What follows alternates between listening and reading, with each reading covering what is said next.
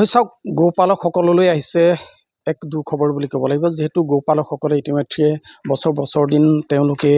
গো পালন কৰি আহিছে কিন্তু বৰ্তমান সময়ত তেওঁলোক বিভিন্ন সংকটৰ সন্মুখীন হ'ব লগা হৈছে যাৰ ফলশ্ৰুতিত বহুজন গোপালকে তেওঁলোকৰ যি গো পালন সেই গো পালন বন্ধ কৰিবলগীয়া হৈছিল পৰিয়াল পোহপাল দিছিল তেওঁলোকে প্ৰায় 20 বছৰ 25 বছৰ ধৰি বহু যুৱকে নিবনুৱা যুৱকে গো পালন কৰি আহিছিল কিন্তু তেওঁলোকে বৰ্তমান সময়ত অধিক সংকটৰ সন্মুখীন হৈছে যাৰ ফলশ্ৰুতিত তেওঁলোকে বন্ধ হোৱাৰ উপক্ৰম হৈছে তেওঁলোকৰ গোপালন প্ৰতিষ্ঠানসমূহ আৰু মই বৰ্তমান উপস্থিত আছোঁ দেৰগাঁও পাচনি বৰা গাঁৱত আৰু পাচনি বৰা গাঁৱৰ এজন যুৱকৰ যি দুগ্ধ পাম এই দুগ্ধ পামত আছোঁ মোৰ সহযোগীয়ে পোনে পৰিৱেশটো দেখুৱাব যিজন যুৱকৰ যি গোপালন যি প্ৰতিষ্ঠান এই গোপালন প্ৰতিষ্ঠানত আমি আহি উপস্থিত হৈছোঁ দেৰগাঁও সমষ্টিৰ গোলাঘাট জিলাৰ অন্তৰ্গত দেৰগাঁও সমষ্টিৰ এজন গোপালক আৰু যিহেতু তেওঁ প্ৰায় 20টা বছৰ গোপালন কৰি আহিছিল কিন্তু বৰ্তমান সময়ত যি গোপালন কৰাৰ ক্ষেত্ৰত তেওঁলোকৰ যি আয় পৰিমাণ যিটো ধৰণে হ'ব লাগিছিল সেই পৰিমাণৰ পৰা আয়ৰ যি পৰিমাণ হ'ব লাগে তেওঁলোক তাৰ পৰা বিমুখ হ'বলগীয়া হৈছে যাৰ ফলশ্ৰুতিত তেওঁলোকে প্ৰায় 20 বছৰ দিন কৰা এই ব্যৱসায় প্ৰতিষ্ঠান বন্ধ কৰিবলগীয়া হৈছে যিটো সময়ত চৰকাৰে বিভিন্ন আঁচনিৰে উঠি অহা প্ৰজন্মক উঠি অহা নিবনুৱা যুৱক যুৱতীসকলক উৎসাহিত কৰাৰ কাৰণে বা উঠি অহা প্ৰজন্মক নিবনুৱা যুৱক যুৱতীসকলক স্বাৱলম্বী কৰাৰ কাৰণে বিভিন্ন বিভাগে ব্যৱস্থা গ্ৰহণ কৰিছিল কিন্তু বৰ্তমান সময়ত কিন্তু দেখিবলৈ পোৱা গৈছে যিসকল নিবনুৱা যুৱক সেই নিবনুৱা যুৱকসকলে যি ব্যৱসায় প্ৰতিষ্ঠান আৰম্ভ কৰিছিল তেওঁলোক কিন্তু হতাশাৰ সন্মুখীন হ'বলগীয়া হৈছিল যিহেতু অত্যাধিক যি গৰুৰ অত্যাধিক এই গৰুসমূহৰ যি দানাৰ অত্যাধিক দাম বাঢ়িছে বা অন্যান্য ক্ষেত্ৰত তেওঁলোকৰ দুগ্ধজাত যি সামগ্ৰীৰ যি চাহিদা কমি গৈছে বা দুগ্ধৰ যি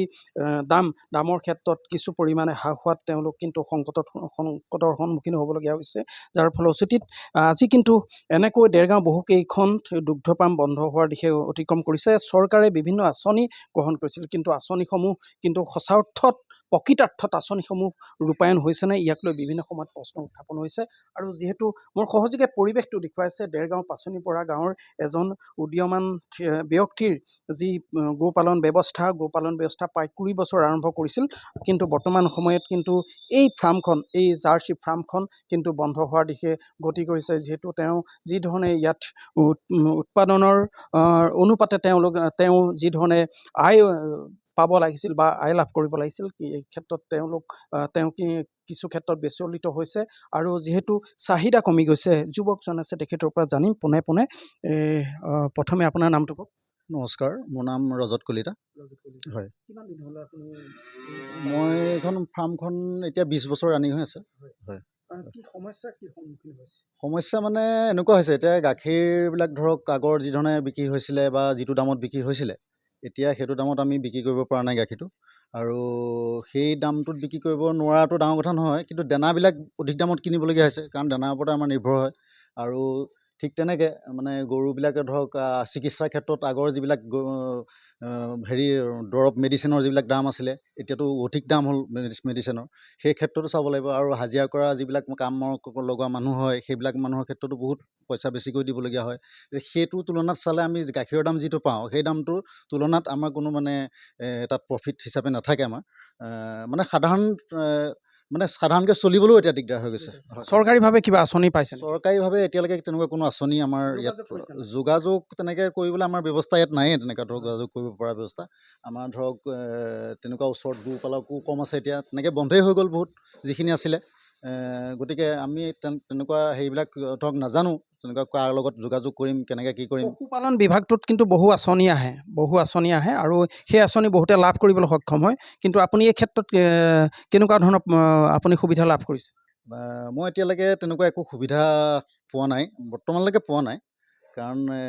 কৰোণা কালৰ সময়তো আমাৰ বহুত দিগদাৰ হৈছিলে সেই সময়তো আমি কোনো সা সুবিধা নাপালোঁ সেইটো এটা ডাঙৰ কথা কিন্তু এতিয়ালৈকে আমি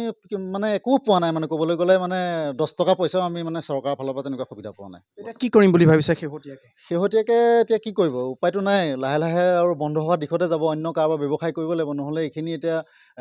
ৰাইজৰ কাৰণেহে আচলতে কৰি থকা হৈছে। মানে যিহেতু গাখীৰৰ গাঁওবিলাকৰ অঞ্চলতো গাখীৰ এতিয়া বৰ্তমান কমি গৈছে, গৈছে যদিও কিন্তু আমাৰ যিমান গাখীৰ হয় সেই গাখীৰটো সাধাৰণতে গাঁৱৰ মানুহে নি পেলাই আদায় কৰিব বা হেৰি কৰিব নোৱাৰে। ধৰক বহুকেইখন ফাৰ্ম কিন্তু বন্ধ হৈ গৈছে, ইতিমধ্যে বন্ধ হৈ গ'ল। হয় হয় হয়। চৰকাৰক কি আহ্বান জনাব? চৰকাৰক এইটোৱে আহ্বান জনাম, ধৰি লওক এতিয়া গোপালকসকল যিধৰণে আগবাঢ়ি আহিছিল কাম কৰিবলৈ, কাৰণ ৰাইজৰ কাৰণে আহিছিল। গাখীৰটো ধৰক এনেকুৱা এটা বস্তু যিটো বস্তু নহ'লেই নহয়, গতিকে তেনেকুৱা এটা বস্তু স্বাস্থ্যৰ ক্ষেত্ৰতো বহুত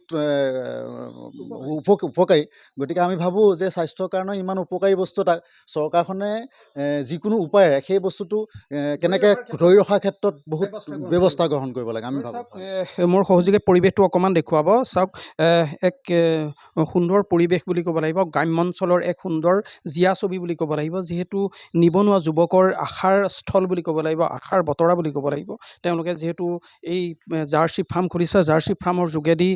বহুকেইজন যুৱকক সংস্থাপনৰ ক্ষেত্ৰতো ব্যৱস্থা গ্ৰহণ কৰিছে বা বিভিন্ন সমস্যা সমাধানৰ ক্ষেত্ৰতো এই যুৱকজনে ব্যৱস্থা গ্ৰহণ কৰিছিল। কিন্তু বৰ্তমান সময়ত দেখিবলৈ পোৱা গৈছে তেওঁলোকে বিভিন্ন সমস্যাৰ সন্মুখীন হৈছে। এইটো ক্ষেত্ৰত চৰকাৰৰ যি আঁচনি থাকিব লাগে, যে আঁচনিৰ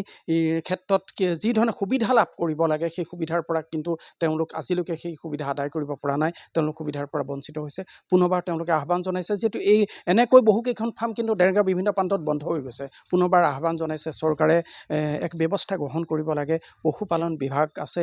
বিয়াগং এক বিভাগ আছে, এই বিভাগে ব্যৱস্থা গ্ৰহণ কৰি যিসকল নিবনুৱা যুৱকসকলে এনেধৰণে ব্যৱসায় আৰম্ভ কৰি আছে, তেওঁলোকৰ ক্ষেত্ৰত কিছু পৰিমাণে সকাহ আগবঢ়াবৰ কাৰণে পুনৰবাৰ চৰকাৰক তেওঁলোকে আহ্বান জনাইছে।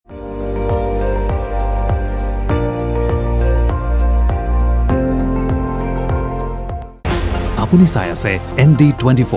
সৰ্বশ্ৰেষ্ঠ নহয় সৰ্বোত্তমৰ দৌৰ।